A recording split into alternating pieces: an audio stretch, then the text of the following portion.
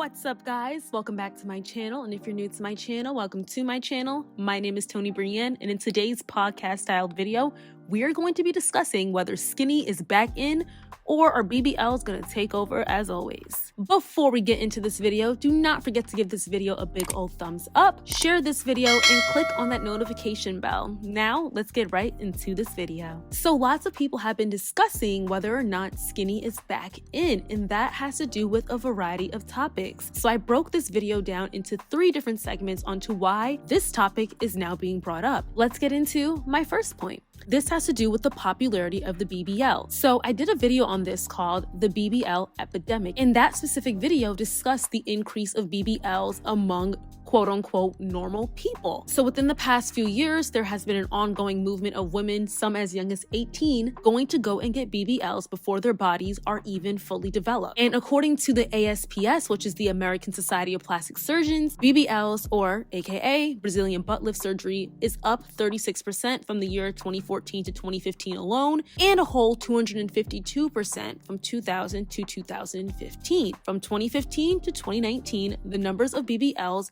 have increased by 90.3%. So you can only imagine 3 years later where those numbers are now. With the increase of BBLs are no longer being considered rare, especially now that it is more accessible to the common person. This makes it not desirable to celebrities or wealthy people. So let's take a look at Kim K. She was the main person that started this conversation. When Kim first rose to fame, she looked what you would call quote-unquote normal.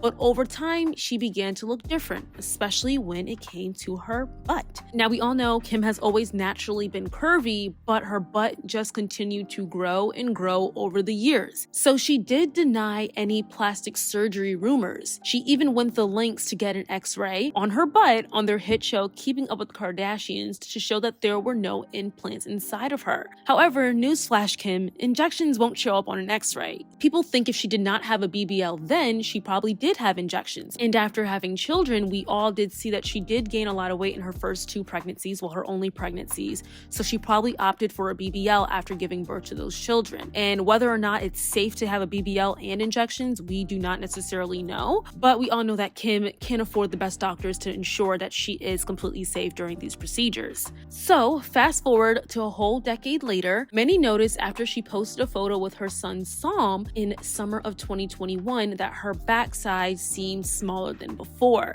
And this is when the rumors of her removing her alleged implants began to swirl, and many even applauded her for doing so. Now, around this same time, Khloe could also be seen having a much smaller butt compared to herself back in like 2015 when she had the diaper booty, as what people would call it. Now, a lot of people believe that Khloe just follows everything that Kim does looks-wise, so they believe if Kim got some work done in reducing her butt, Khloe did it right after her. So there are various amount of rumors of why Kim and Khloe may have had a butt reduction if they did. These are all alleged. We don't know if this is true or not. And one of them had to do with people believing that they only got a butt reduction because it no longer suited them. Now, when people say this means that the Kardashians were just content with everything that they gained within the past decade. I mean, they got the fame, they used black culture, they got the black men, they got their black children. Now they're wealthy, they're super wealthy at that. And now black culture no longer suits them. And what I mean by this is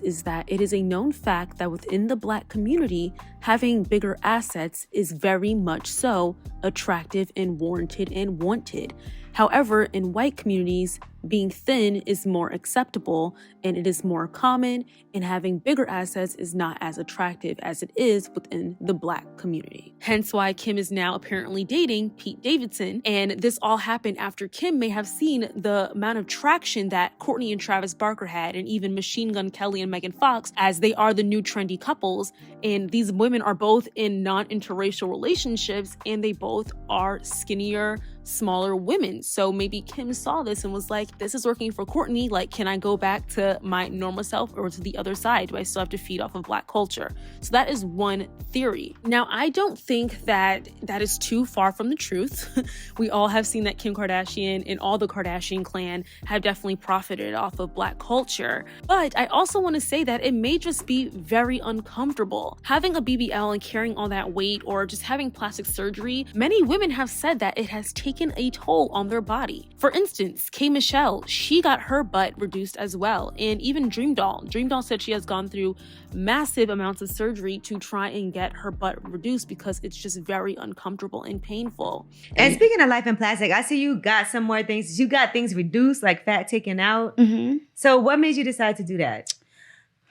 It hurts, pain,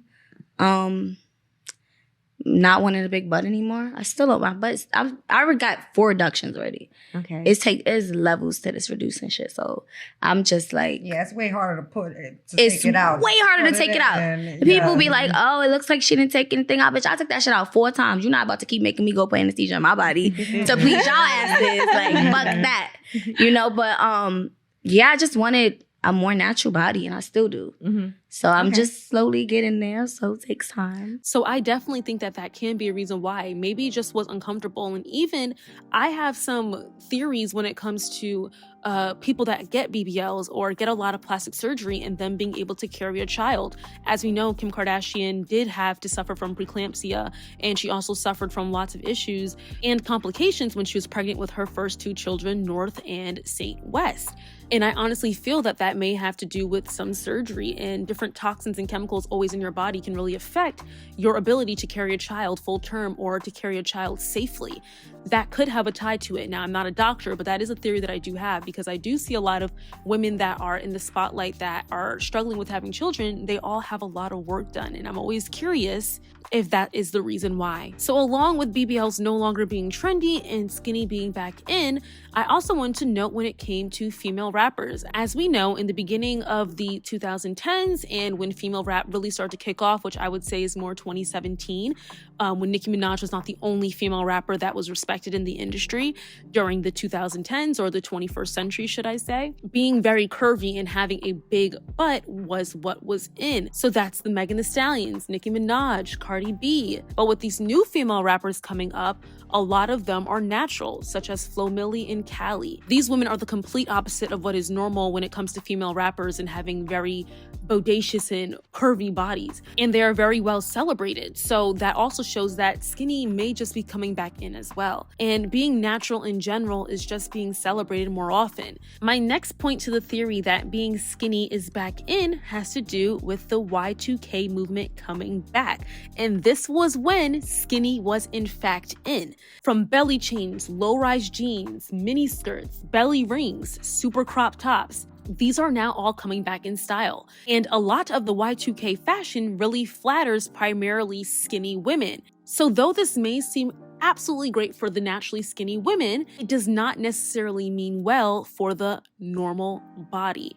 In the early 2000s, when the y2k movement really evolved, being a size 0 or a 00 and being on a strict, almost inhumane diet was completely normalized. But this was not okay. So the question comes to terms, if skinny is back in, will all this negativity and just nastiness when it comes to promoting very unhealthy eating habits in reference to women looking a certain size, will that all come back if celebrities lose the BBL? Now, of course, I believe that anyone can wear a mini skirt, a crop top, low-rise jeans. If you like it, I love it, but we have to keep it real. The only time these clothes are very celebrated on is on skinny bodies. I definitely won't negate from the fact that the body positivity movement and the fat acceptance movement have made a lot of progress in the last decade, but I feel with skinny being back in, that might be jeopardized very quickly. I mean, we do see that in the fashion industry that y2k style has definitely skyrocketed, especially on sites like Shein or Pretty Little Thing, but you don't see a lot of the promotion of the y2k style on their plus size models. And yes, there are a lot of plus size models on these websites, but like I said, they are not being celebrated, at least what I've seen on those websites. Let's just say I love the y2k fashion and I